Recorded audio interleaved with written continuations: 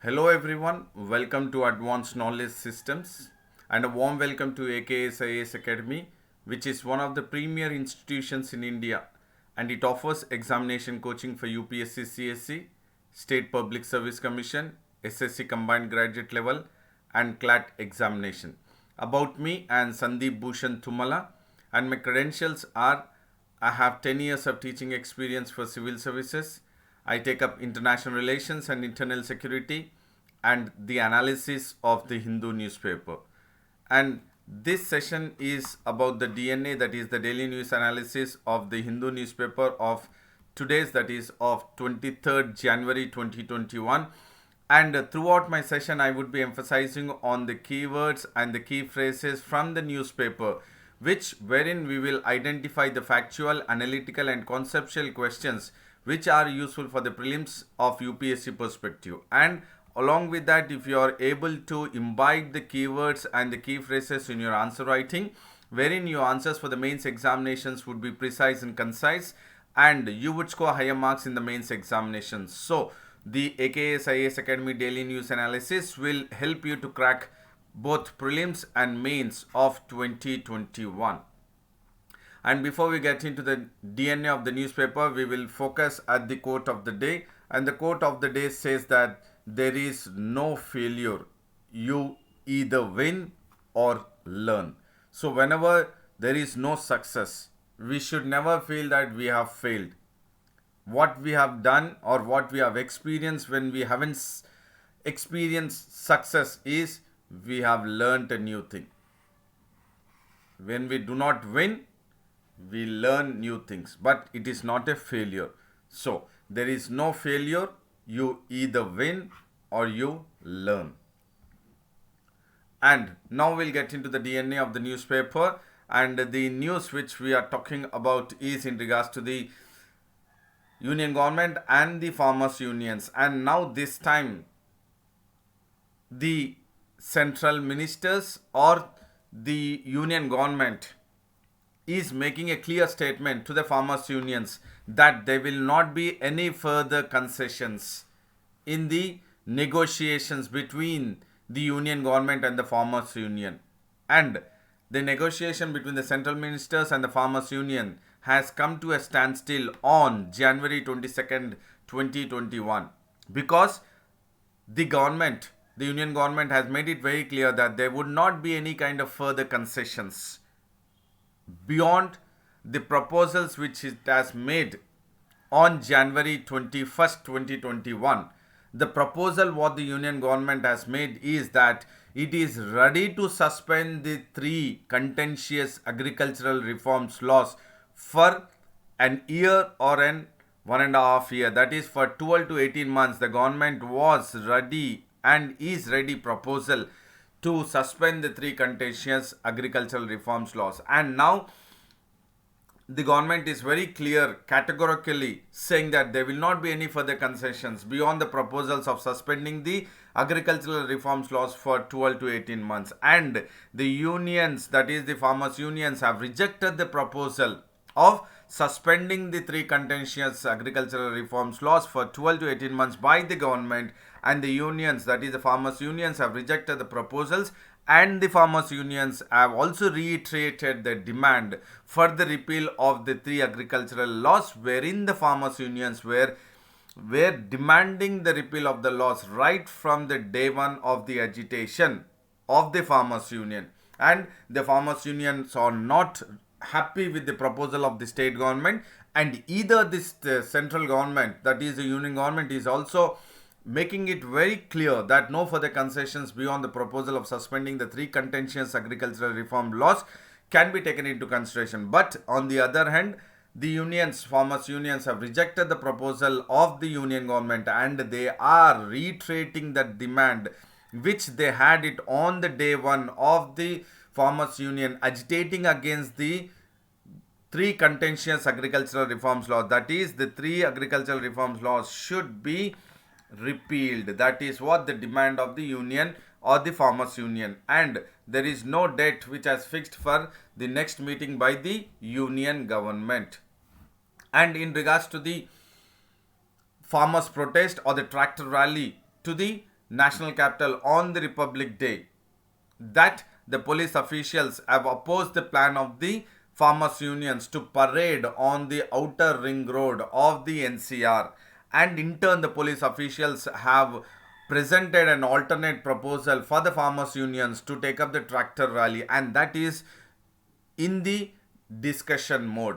And according to the All India Kisan Sabha leader P. Krishna Prasad, has made it very clear that why the farmers unions are rejecting the proposal of the government to suspend the three agricultural reforms laws for 12 to 18 months is the reason given by the All India Kisan Sabha leader P. Krishna Prasad. We will look at what is the reason of the farmers unions to reject the government proposal is that the according, and this is according to the All India Kisan Sabha leader P. Krishna Prasad, he says that they have received a legal advice by the union government that the central government has no power to stay or suspend a law passed by the parliament. So now the All India Kisan Sabha is questioning the proposal of the governments to suspend the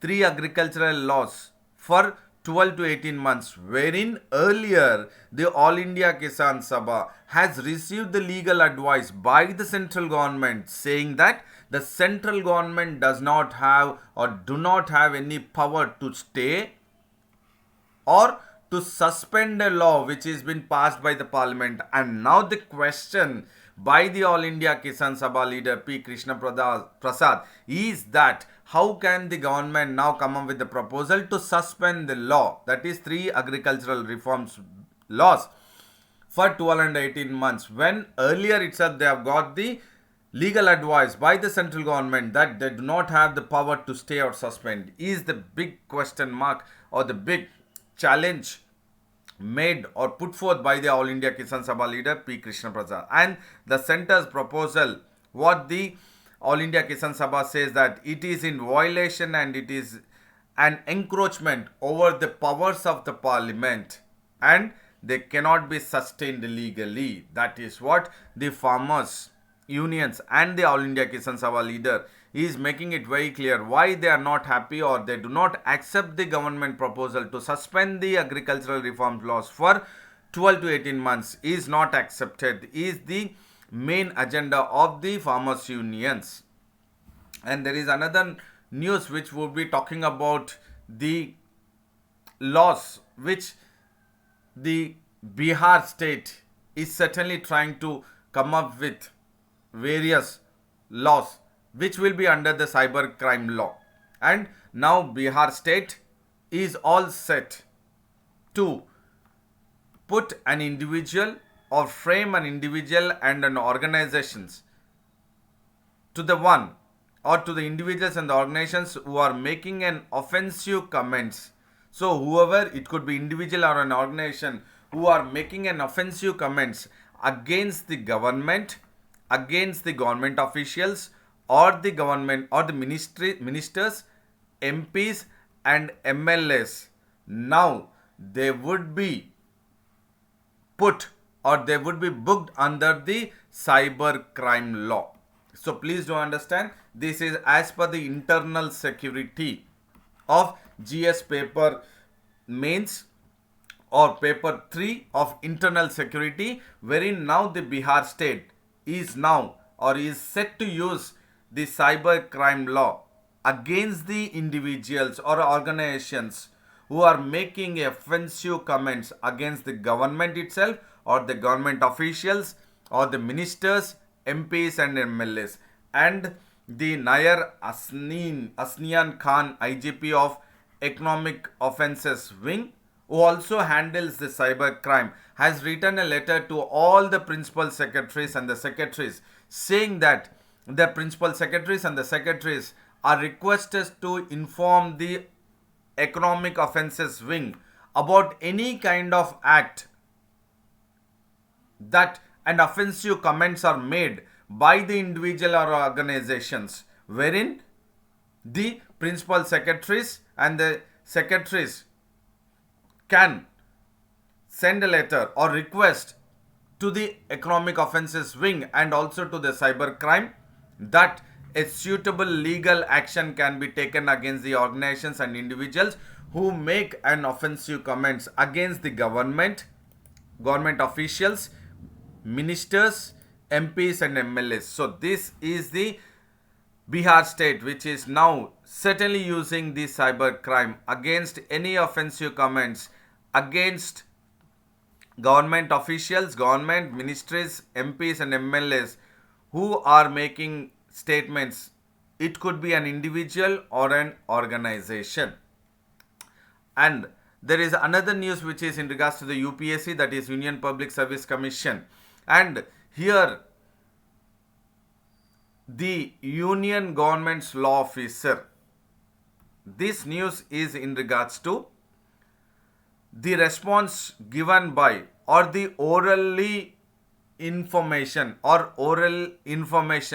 given by Union Government's law officer to the Supreme Court, saying that the UPSC or the center was not agreeable or the center is not agreeing to give the UPSC aspirants who have taken their prelims on October 4, 2020 a second chance to give another prelims attempt is not agreeable, is orally said or orally it has been informed by the Union Government's law officer to the Supreme Court, saying that the UPSC aspirants who have given their prelims attempt on October 4, 2020 would not be given a second chance to appear once again for the prelims second time. And Additional Solicitor General S.V. Raju, he has appeared before the bench which is led by Justice A.M. Khalvinkar, and here he said that to the Supreme Court, that is orally, that he has received the information on January 21st about the government's unwillingness to give the UPSC aspirants who have taken their prelims on October 4, 2020 a second chance. And in turn, while the Additional Solicitor General S.V. Raju has orally informed to the Supreme Court, the Supreme Court has asked the Additional Solicitor General to put up the submission on record. So it was an orally informed one by the Additional Solicitor General to the Supreme Court, but the Supreme Court in turn has asked the Additional Solicitor General to put the same information which has been oral to be submitted on record through an affidavit. And the Supreme Court said that the case will be again scheduled to hear on January 25th, 2021 in regards to the petition filed by the UPSC aspirants that the UPSC or the center has to give a second chance to the one who have appeared the prelims on October 4, 2020. Now we will focus at what was the need or what was the conditions why the UPSC aspirants have petitioned to the Supreme Court. And the petition which was filed was various or several persons who have appeared the prelims of UPSC examination on October 4, 2020, and these various persons or the aspirants have sought another chance of UPSC prelims examination. Why they have sought another attempt? Because they say it is innumerable, inevitable circumstances which the civil servant aspirants have suffered during the COVID-19 pandemic situation, which has prevailed across the country. And during that crucial period of COVID-19 pandemic situation, what the petitioners have sought another chance for the prelims examination is that their preparation during the period, their preparation, and even on the date of examination, it was very crucial for them to take the examination on October 4, 2020. And the petitioners also said that few of the civil servant aspirants were rendering services as corona warriors, and few of the civil servant aspirants who have given an attempt, that is prelims, on October 4, 2020 were dealing with infections with the family members, and they were under physical and mental trauma, and the aspirants were also having lack of minimal proper infrastructure to prepare the examination, that is prelims examination, on October 4, 2020. And there were civil servant aspirants who were also loss of income, and this loss of income were making them difficult to survive even during the pandemic situation. So the COVID-19 pandemic situation or the duration was a crucial period for the preparation, and also it was crucial even on the date of the examination. That is why the petitioner have sought another chance by the center that UPSC should conduct another chance for the, especially the petitioners were highlighting the plight of the one who had the last chance of their age limit in regards to the October 4th prelims examination. So in response to this, the Supreme Court has asked the Additional Solicitor General representing from the government side to put it on record through an affidavit, and the case will be heard once again on January 25th. And there is now another news in regards to the state government, that is Andhra Pradesh government is challenging the Andhra Pradesh High Court order. Now look at it. Andhra Pradesh government is challenging the Andhra Pradesh High Court order in the Supreme Court. Please do understand. The Andhra Pradesh government is challenging the Andhra Pradesh High Court order in the Supreme Court, that the order of the High Court was allowing the State Election Commission to conduct the local body elections, in the February amid COVID-19 vaccination drive. Please do understand here, not COVID-19 pandemic situation. Here the government, AP government, has challenged the AP High Court order to conduct the local body elections, or allowing the State Election Commission to conduct the local body elections in the month of February 2021, wherein the AP government says that conducting the elections in the month of February during the COVID-19 vaccination drive is not possible, and that is what is being challenged in the Supreme Court by the AP government against the Andhra Pradesh High Court order. And the High Court on January 21 has set aside the single judge decision on January 11. That means a single judge bench of Andhra Pradesh High Court on January 11th has given a judgment to halt the elections for time being. Please do understand here. On January 11th, the single judge bench of the AP High Court decision was to halt the local body election process for time being. But the Andhra Pradesh High Court has given an order saying that the State Election Commission to conduct the local body elections in the month of February, and that has been challenged by the AP government in the Supreme Court against the AP High Court, because January 11th the single judge bench has given a decision or the verdict to halt the election, but in turn on January 21st to 2021 the AP High Court has set aside the single judge bench verdict, and now it has allowed the State Election Commission to conduct the local body elections in the month of February, and that conducting the elections during the COVID-19 vaccination drive is challenged by the AP government against the AP High Court in the Supreme Court. And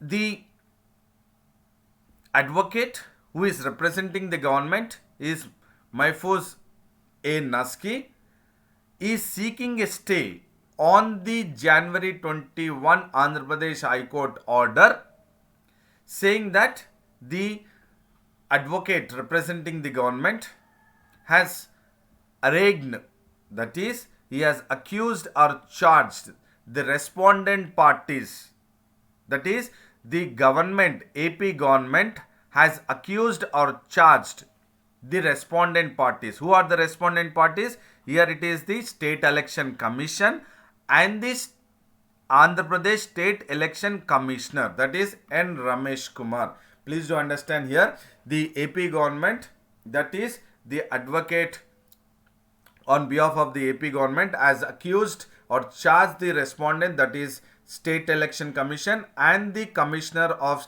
AP State Election Commission, that is N. Ramesh Kumar, and the AP government is seeking a stay in the Supreme Court challenging the order of the Andhra Pradesh High Court order to conduct the or allow the State Election Commission to conduct local body elections. And a special leave petition has said that, which is being taken up by the AP government, special leave petition says that the entire police force of the state, that is Andhra Pradesh state, is scheduled to be vaccinated from the first week of February, and the AP High Court order to conduct the local body election is also scheduled in the month of February. And in turn, through the special leave petition, the AP government is saying that the police will now be required to ensure that the entire police force is vaccinated, and the police should ensure that the elections are conducted, and the police should ensure the storage and transport of vaccination. And that is why the state government or else the AP government is challenging the AP High Court order in the Supreme Court that conducting the local body elections during the COVID-19 vaccination drive is not possible, because the entire police force would be scheduled in the state vaccination, and how could the police now be conducting the elections and also taking care of the storage and transport of the vaccination? And the state has submitted in the petition that even the mandate of the High Court, that is the AP High Court order, has been taken up, or the AP High Court order has come up without an effective consultation with the AP state government, or else the AP government was ignored by the AP High Court in coming up with the AP High Court order without an effective consultation. So here, what is very crucial for polity perspective is that the AP government is challenging the AP government or AP High Court order in the Supreme Court, saying that the High Court order was without an effective consultation with the state government. And that is what is very crucial. This keyword is without effective consultation. The AP High Court order was without effective consultation by the AP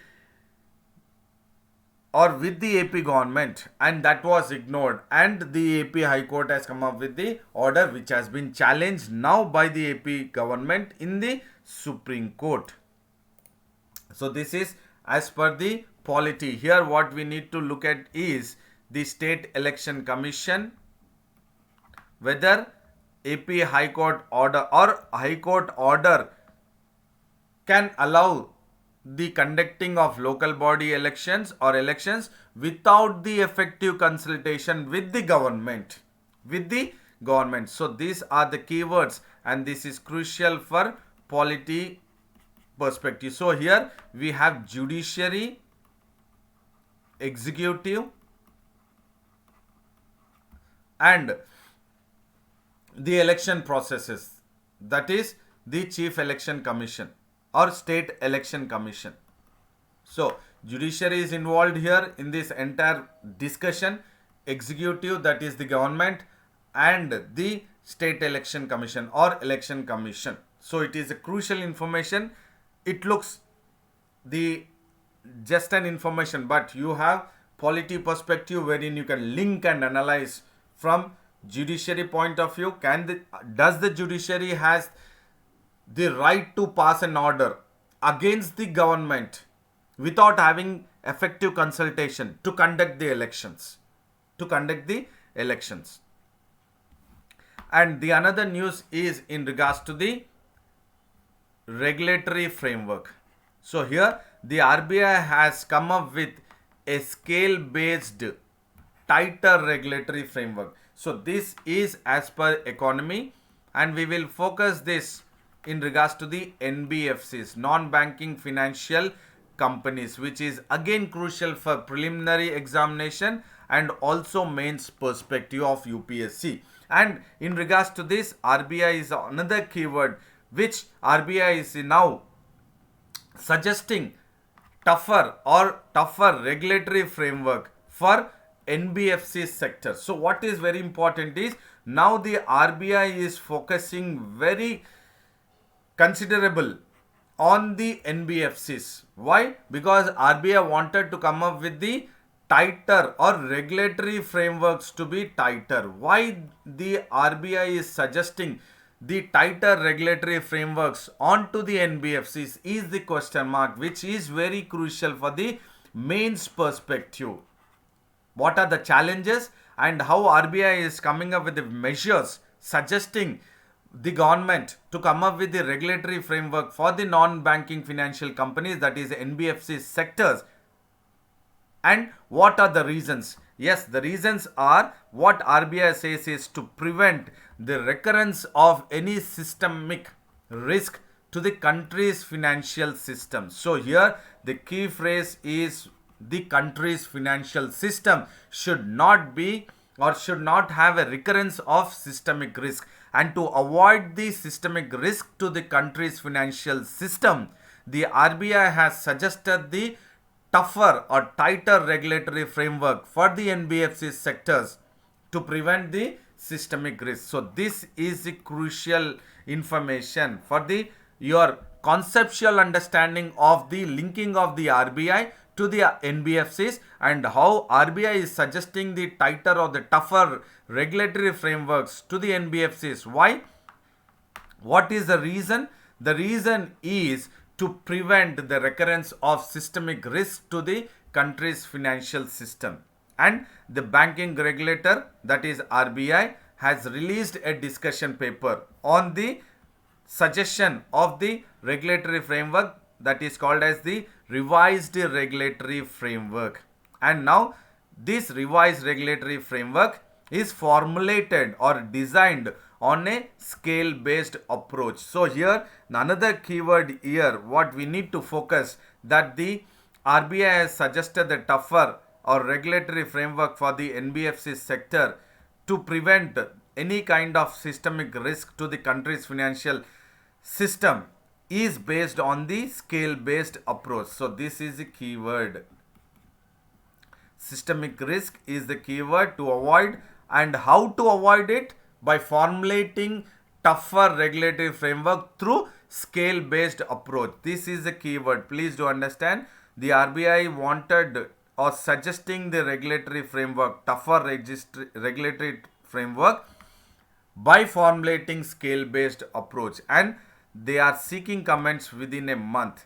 And this regulatory and supervisory framework of NBFCs will be based on 4-layered structure. This is crucial for prelims as well as mains perspective, that how the regulatory and the supervisory framework of the NBFCs suggested by the RBI would be based on the 4-layered structure. And this 4-layer structure, the first one is the base layer, middle layer, upper layer and top layer. And this is crucial, as I'm saying, for the prelims and also mains conceptual and analytical point of the tighter or tougher regulatory framework mooted by RBI against or the for the NBFC sector to prevent the recurrence of systemic risk to the country's financial system is based on the four layered structure: base layer, middle layer,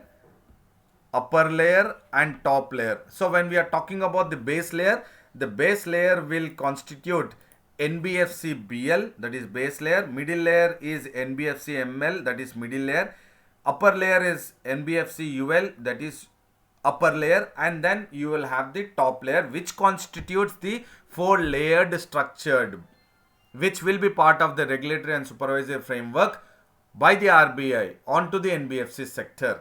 And this framework is visualized through a pyramid. So here I am trying to understand and analyze the importance of the four layered structure, and this would be through a pyramid structure, which would be base layer, middle layer, upper layer and then top layer. So it is base layer, middle layer, upper layer and then top layer.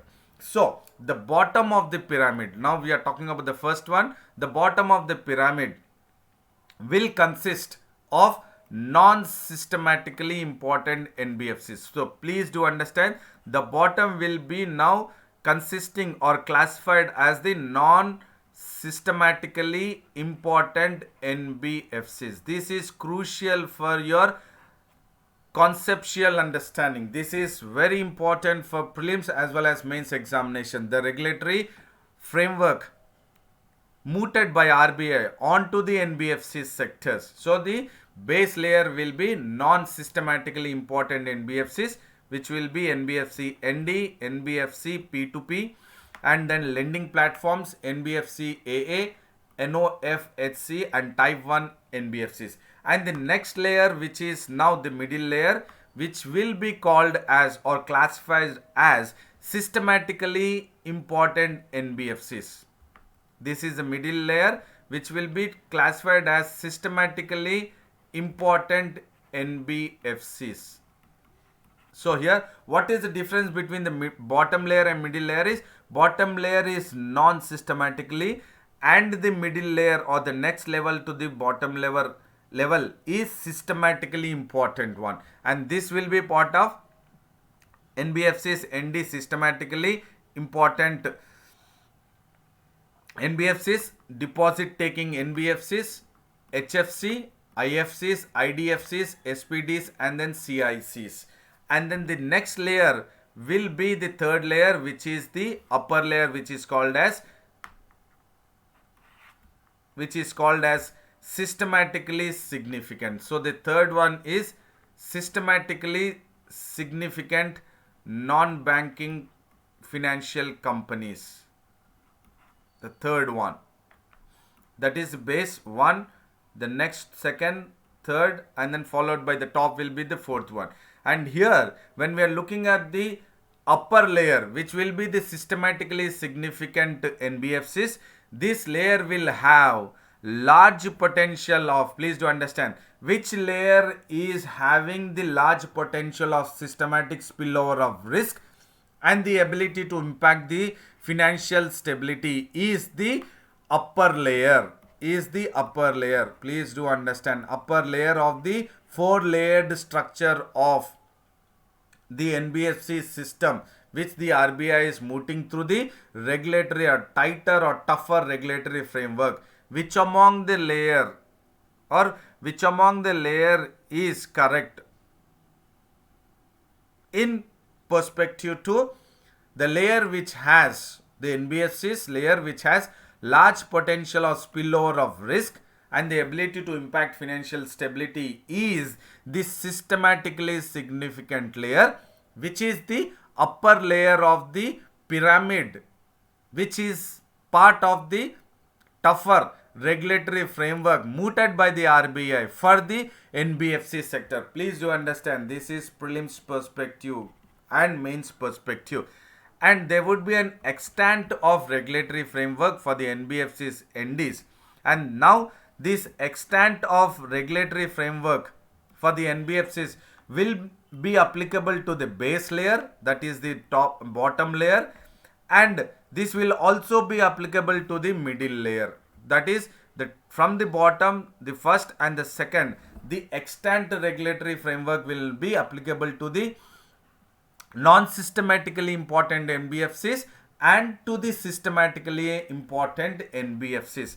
Please do understand this is analytical or analysis what we are going at with a thorough in regards to the economy topic, which is the tougher regulatory framework which is mooted by the RBI for the NBFC sector. So once again I would say the bottom of the pyramid is the non-systematically important NBFCs,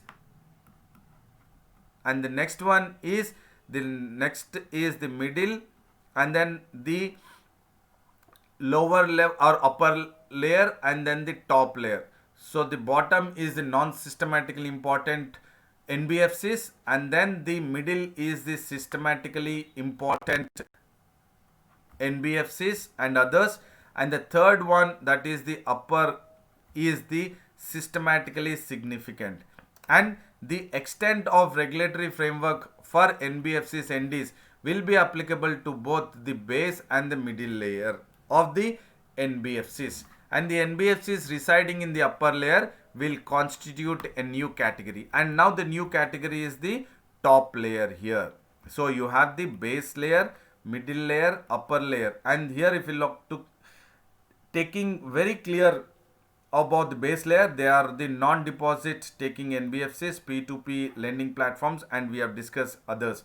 And the middle layer is the deposit taking NBFCs, HFCs, infra debt funds, and others which we have also focused. And upper one is the systematically significant NBFCs, and the top one is the NBFCs needing higher regulations and supervision. So the revision for the lower layers will automatically applicable to the higher layers also, and that will be automatically applicable if there is any kind of, or until unless there is any kind of conflict or any kind of other issues, the revision will always be applicable from the lower level to the higher level. So we have this information which we have taken up, which is crucial for economy, especially in regards to the regulatory framework which is mooted by the RBI for the non-banking financial companies sectors. Why the need for the, then why is the need for the regulatory framework or tougher regulatory framework is to prevent the recurrence of systemic risk to the country's financial system. So we have looked at the four layered structure: base layer, middle layer, upper layer, and top layer. So we have looked at from the analytical point of view and also through the pictorial representation of the pyramid of NBFC categories, which is mooted by the RBI to prevent the recurrence of systemic risk to the country's financial system. So now we will focus at the recapitulating of the DNA, and this is in regards to what we have discussed is no further concession which the government is making it to the farmers unions, that there will not be any further concessions. And the last one is to suspend the 3 agricultural laws for 12 to 18 months, not anything further, which the union government is categorically saying to the farmers unions. And this we have looked at any kind of offensive statements made by an individual or organizations would be brought under the cyber crime, and they would be, or they can be, landing in jail to making any offensive statements against the government officials, and then to the ministers, and to the MPs and MLAs. And this is as per the additional solicitor general, which the statement given on behalf of the central government orally to the Supreme Court, that the government is not ready or it is not agreeing to the petition by the UPSC aspirants to have a second attempt during the COVID-19 pandemic situation, which the prelims have taken place on October 4, 2020. And here this is in regards to, as we discussed, you have judiciary in the analysis what we have taken, and then the executive here, that is the government, and also we have the state election commission also.